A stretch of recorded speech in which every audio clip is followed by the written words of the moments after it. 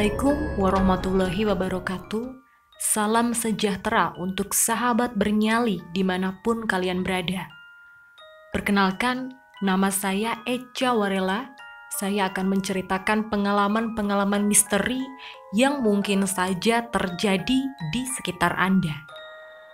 Selamat datang dan terima kasih buat kalian yang telah mampir di Berani Sendirian.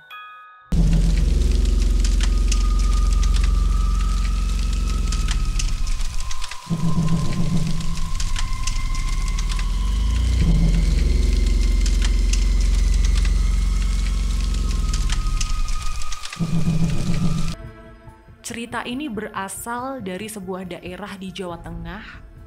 Nama daerah tersebut seperti nama sungai. Cerita yang berdasarkan kisah nyata ini saya dapatkan dari seorang narasumber yang tidak mau disebutkan namanya. Sebut saja namanya adalah Pak Supri. Berawal ketika Pak Supri yang merupakan salah satu warga daerah tersebut menemukan sebuah mobil travel yang sedang berhenti di kawasan makam. Mobil tersebut seperti sedang menunggu sesuatu. Perhatikan sekitarmu sebelum kamu lebih jauh mendengar cerita ini. Masih berani sendirian?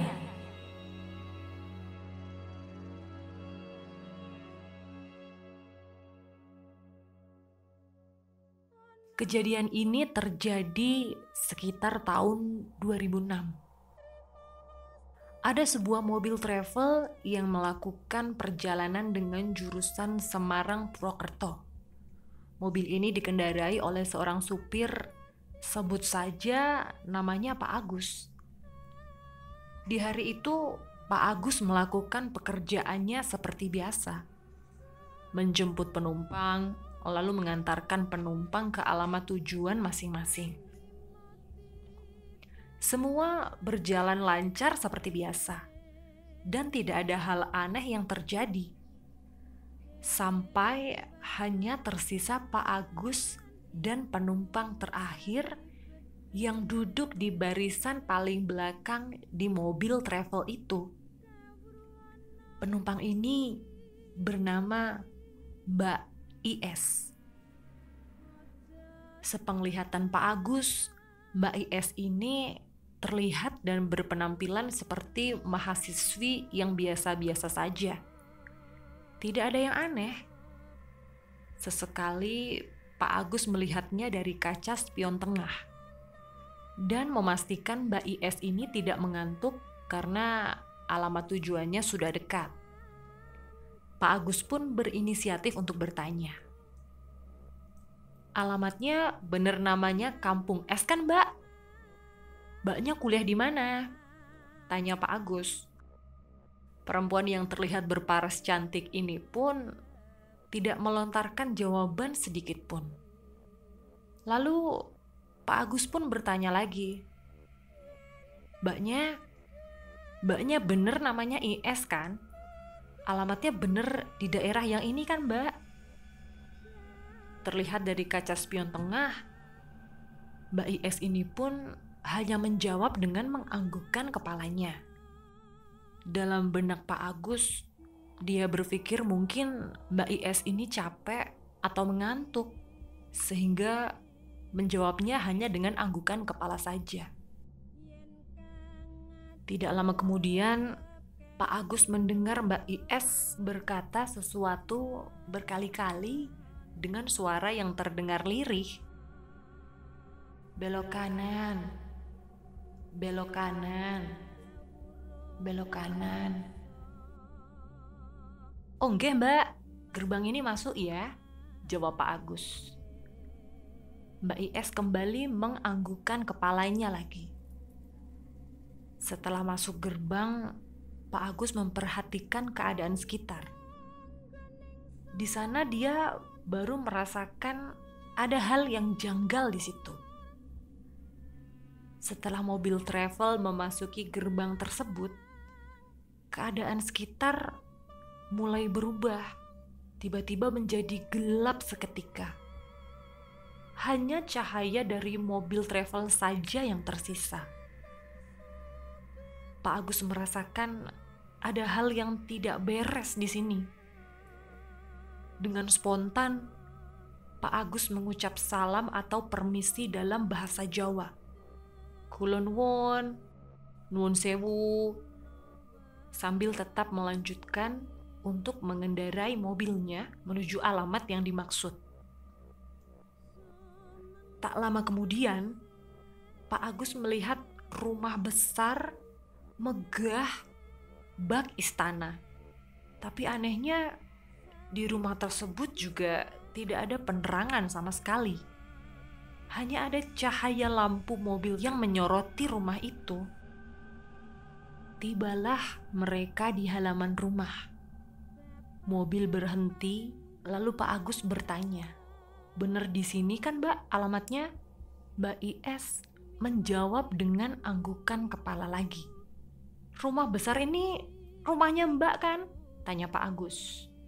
Dan lagi-lagi Mbak IS menjawab dengan anggukan kepala.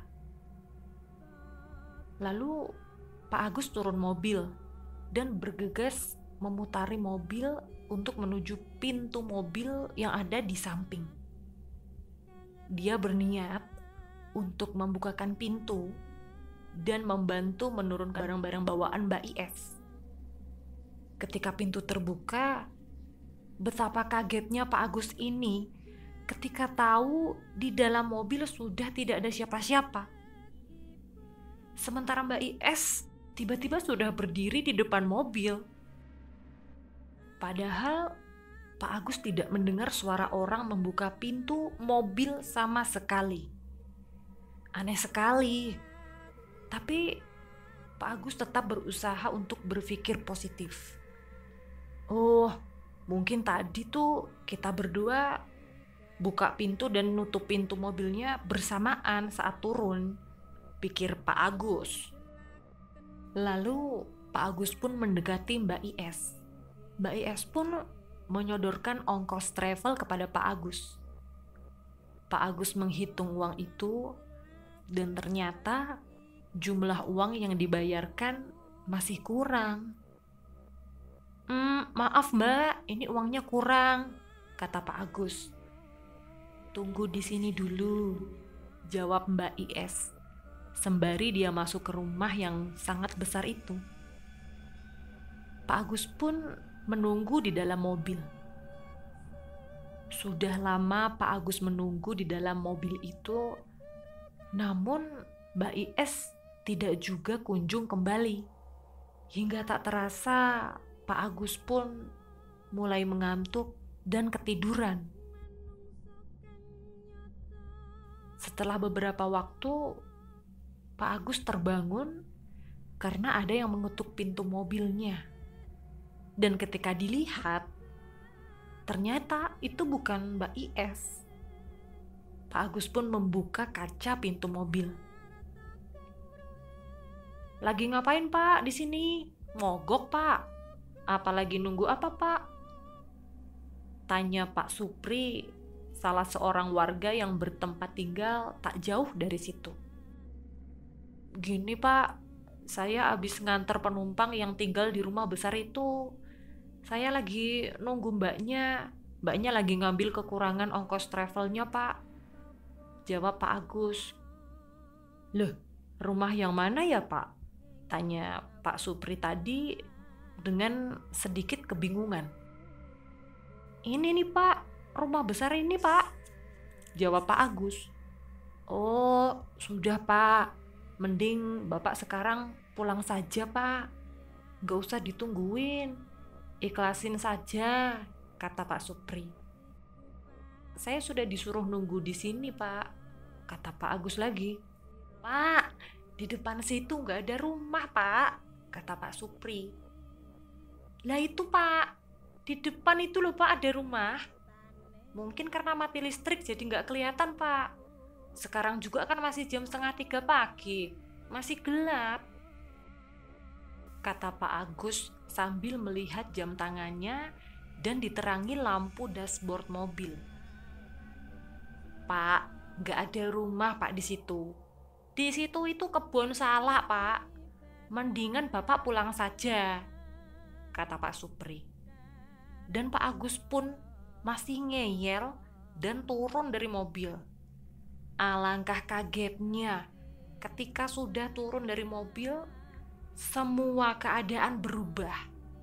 Yang tadinya terlihat gelap gulita menjadi terang karena ada cahaya lampu di sekitarnya. Dan kagetnya lagi, ternyata mobilnya berada di gerbang di pinggir jalan raya. Pak Agus langsung syok. Akhirnya dia menceritakan peristiwa yang dia alami kepada Pak Supri.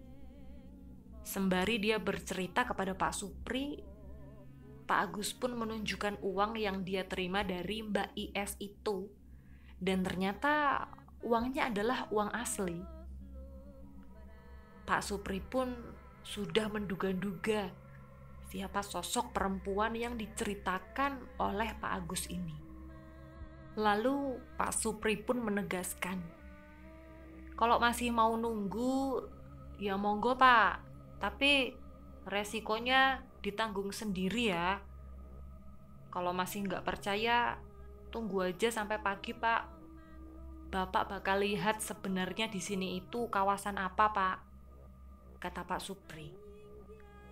Sembari mendengar semua yang dikatakan oleh Pak Supri, Pak Agus memperhatikan keadaan sekitar dan seketika dia tersadar dia sedang berada di komplek pinggiran makam. Setelah itu, Pak Agus pun langsung berpamitan dan berterima kasih kepada Pak Supri, lalu bergegas untuk meninggalkan tempat itu. Pak Supri pun menyimpan cerita ini sampai tim berani sendirian mengangkat cerita ini. Dan ternyata